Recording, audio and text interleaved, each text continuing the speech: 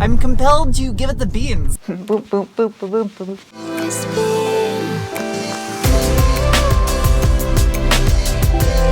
Hello, people of the world of internet activity. I am Sarah, and this electric bubble is a 2022 Mercedes-Benz EQB 300 4Matic. It kind of looks like the getaway vehicle the Hamburglar would drive if he was real. I mean, it has like the shape to it. I apologize.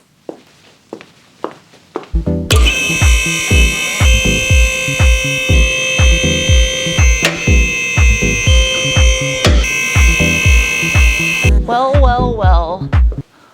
Got some plastic going on here. Where's that hole go? What is up? What's in there? I have to discover. Weird! I think that's the speaker for the backup sound. The fake sound so you don't run over people.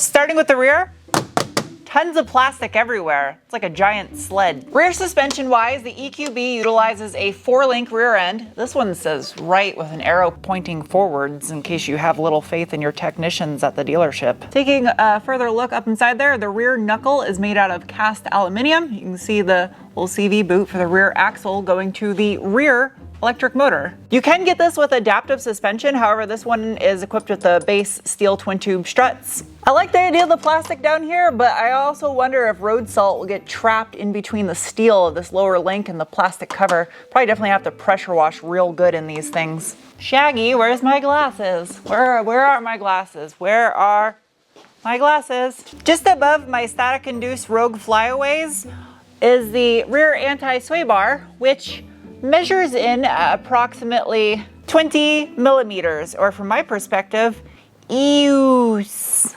Up above this chunk of plastic is the rear steel subframe. It's got a nice coating of black chassis paint right here on there. That rear subframe, of course, is isolated with rubber bushings to cut down on vibrations and noise. Hey, check that out.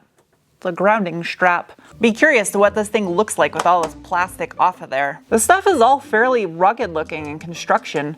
A+ job for making this thing easy to put on a lift. Has these little plastic pucks that protrude downward to put on your pad. Little air diffuser flap is easily replaceable, which these tend to get damaged on cars a lot, I've noticed. Up above my head, the EQB 300 is equipped with a 70.5 kilowatt hour lithium ion battery pack, making this thing weigh in at 4,718 pounds. This one kind of sits middle of the road of the model range lineup. It's a fairly rugged aluminum shield that protects that battery. I thought those were freeze plugs from far away, but they're just like little vent holes. The whole underside of this thing is covered in these little plastic ASMR channels. Even right here, look at these, those are deep. Look at these little vortex nipples. Is this plastic? Oh yeah, it's like a big skid plate.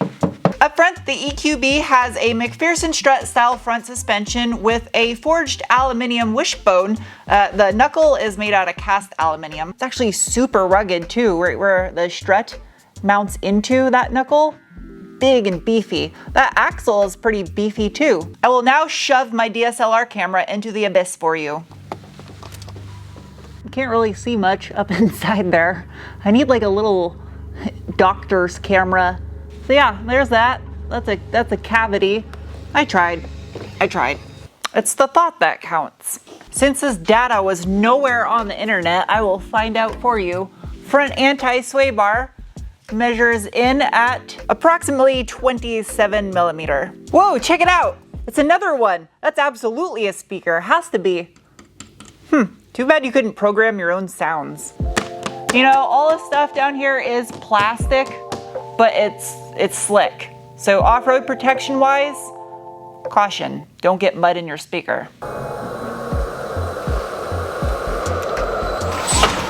Time for the braking test. Nobody behind me. Ready? Oh geez. Ooh, there goes all my shit.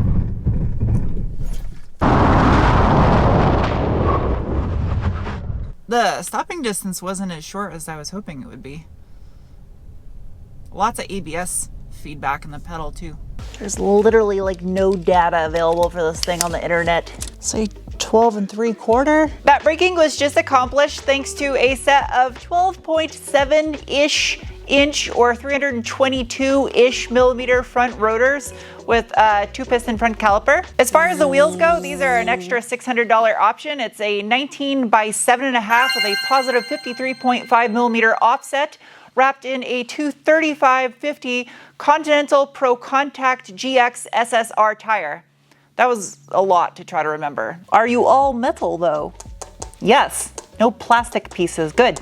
That's what's up. An access door to change your bulbs so you don't have to take the whole front bumper cover off. Okay, okay. Aside from having a single piston caliper, the rear brakes seem to be almost identical to up front, and the wheel and tire is identical to up front. Well, that's a first. I've never seen a staple used in an inner fender liner before. In the name of science, it is now time to give this thing electric beans. Bolstering assessment first. Ouch. Bolstering isn't the greatest. Not a performance seat. It's a heated seat though. It's like command style seating. You can see up over the people in front of you unless they're a Sasquatch. And I have that little thigh cushion that's adjustable. I love I don't know what they're called, but I love these in seats. Do these lift up? Oh no way, they slide? Down here in the center, I have a little toggle that says dynamic. That is for my drive modes. I push that up and I can go from eco to comfort to sport and individual, and inside individual, you can configure your drive mode, steering, and ISP. And that's not my ability to read your mind. That's the ability for this thing to prevent you from doing slippery things. Oh, right next to it in the quick access, it also has the Parktronic system, so you can turn that off because it's designed for terrible drivers. If you are the slightest bit attentive, you don't need that system. Now, this does not have any form of launch control, so just gonna let it eat. Ready? Okay. It's got some thrust to it. It's very just constant and smooth. Let's pick it up speed. Yeah. Not bad.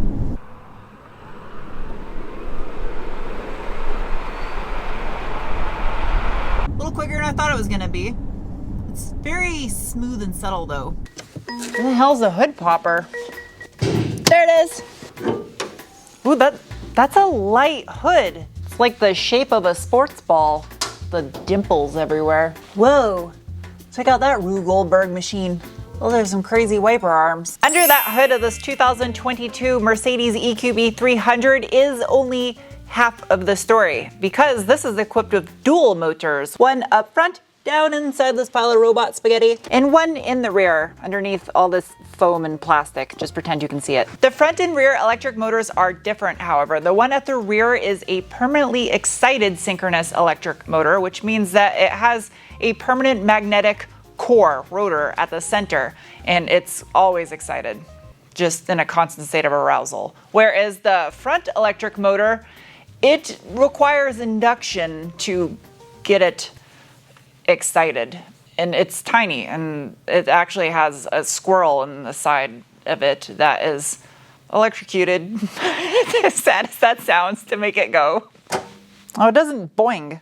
That's boring. The total combined system output between front and rear motors is 168 kilowatts or 225 horsepower and 288 pound-feet of torque at 0 RPM, keep in mind, because it's electric. Boop, boop, boop, boop, boop, boop. That pile of f***ing robot spaghetti is what happens when you take an internal combustion engine vehicle and turn it into an EV. There's a lot going on under here. Actually looks like there's a lot of room to work on things though. It does have a coolant expansion tank because this is a liquid cooled system. Obviously it still has a radiator as well as an AC condenser, and thus the cooling fan you see inside the shroud there. Also a traditional 12-volt battery for accessories and lights and stuff. All right, let's take this thing for a rip. This is not an off-road review. However, I'm compelled to take this thing down a dirt road. Yeah, this one's got a little muddy spot. Weird, it hasn't rained in a while either.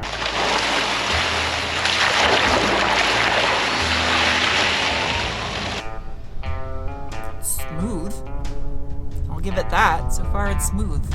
Wow, it's actually really smooth, and this road has quite a bit of washboarding to it. It puts the power down. I'm compelled to give it the beans. Let's do my dynamic mode. I don't have anything that's off-roady. Oh yeah, it'll let you spin the man, yeah. Okay, it will dance a little bit in the dirt.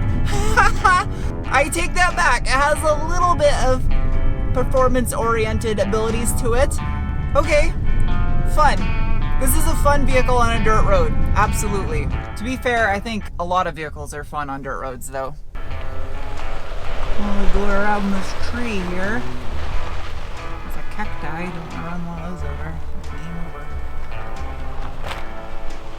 Now, because this is all-wheel drive and dual motor, the front and rear motors are completely independent of one another. So if you have traction issues, like it starts spinning in the front, you get stuck up front, doesn't affect the rear whatsoever, or vice versa. So it's intriguing to want to take this off-road, but it's just lacking the wheel and tire setup and the ground clearance for real off-roading or skid plates. One thing I did like a lot though is the paddle shifters on here for the recuperation when braking or deceleration. There's quite a big difference when you put it in the most aggressive setting. Out of the 4, it's D-, and then yeah, that's super noticeable. And then there's D+. This engineer just barely squeaked by, I guess. And then Dato.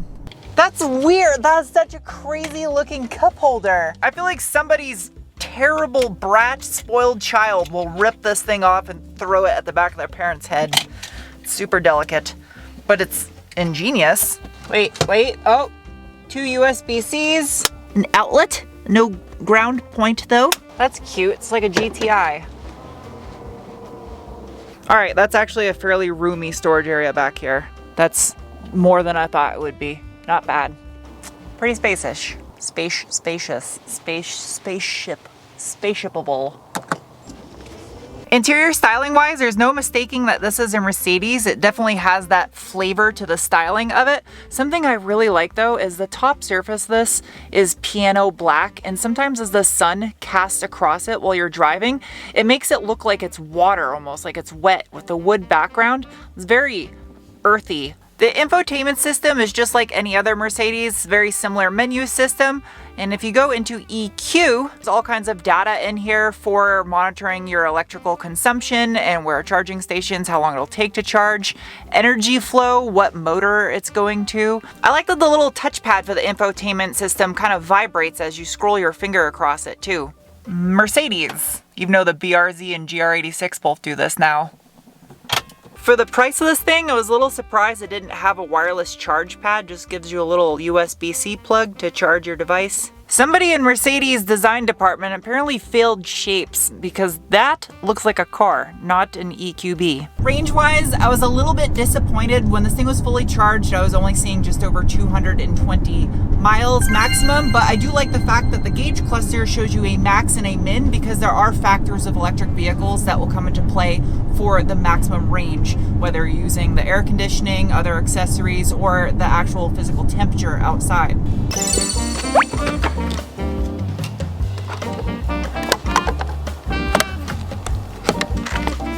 Oh, interesting. Those are tire pressures here too. We do offer a couple fun exterior colors for this thing, including rose gold, which is super pretty, and also red, which is spicy.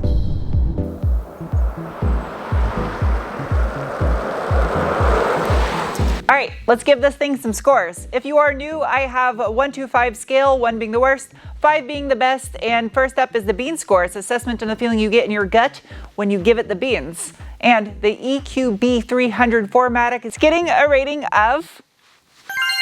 Next is the cookie score. It's an assessment of value, and this premium package with a few grand in options added to it, bringing it to just about $59,000, is getting a rating of... Next is the wrench score. It's an assessment of how much of an ass pain something would be to work on and maintain. And the EQB gets a rating of... Lastly is the broken fingers score. That's so sad. It's the penguin score. It's an assessment of how much I personally like a vehicle. And this little electric blob with wheels is getting a rating of... I want to see a AMG like fast electric version of one of these. I personally would like to drive just the gasoline powered AMG version. That is going to fall off. Anyway, I hope you guys enjoyed this review and I'll see you soon with another. Bye.